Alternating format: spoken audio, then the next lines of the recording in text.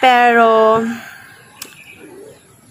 nung narinig ko na positive yung result, hindi ko talaga alam kung iiyak ko, kung ano yung sasabihin ko, basta bigla akong matahimik. And, syempre, ang dami kong maiisip na mga negative. Like, yung mga nakikita natin sa television.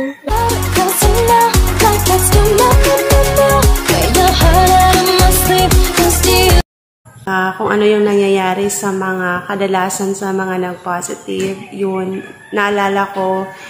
Kung ano yung, diba, yun talaga yung naalala ko na kinukuha sila ng mga naka-astronaut na suot, tapos dinala sa hospital, ina-isolate, pagkatapos nilagyan ng oxygen, nilagyan ng tubo, tapos hindi madalaw ng pamilya. Yung mga ganun. Na-realize ko na dito pala sa sitwasyong ito, hindi lang yung physical na nararamdaman mo, yung kalaban mo dito, kundi yung ano talaga, yung anxiety, depression, lahat ng mga negatives, maiisip mo. Yun eh. Kahit sabihin mo pang malakas ka, maganda yung perspective mo sa buhay, yung outlook mo sa buhay. Pero, ang hirap eh. Ang hirap. Parang, ang hirap kasing isipin na isa ka sa mga nag-positive. Buti na lang ako naka-home quarantine. At least, na nakikita ko pa yung mga anak ko kahit sa malayo. So, hindi ako masyadong nalulungkot. Pero, nandun pa rin yung feeling na sana mayakap ko yung anak ko. Sana, diba? Masakit kasi yung tinitingnan mo lang siya sa malayo, hindi mo siya mayayakap. Meron akong 2-year-old na anak na napaka-sweet.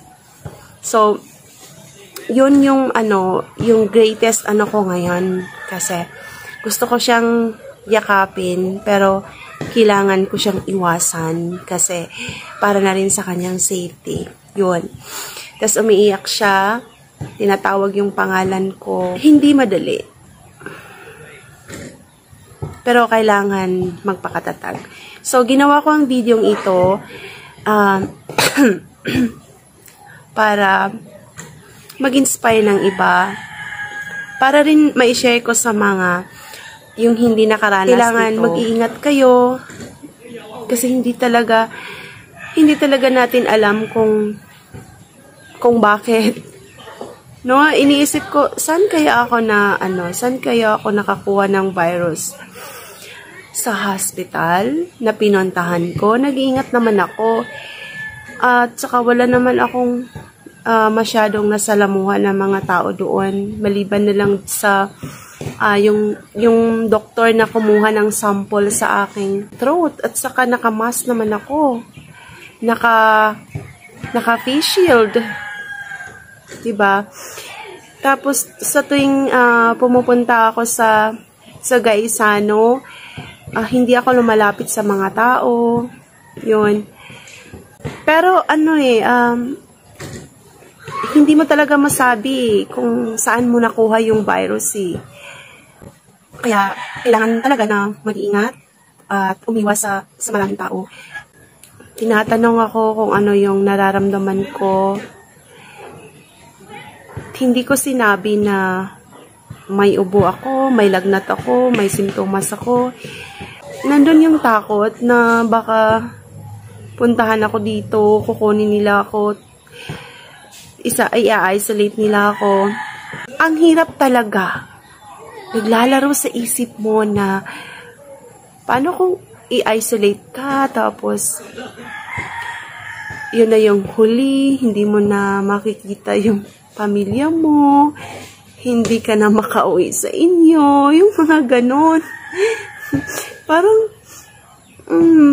malawak ang aking imahinasyon, pero talagang maiisip mo yan pag nasa sitwasyon ka.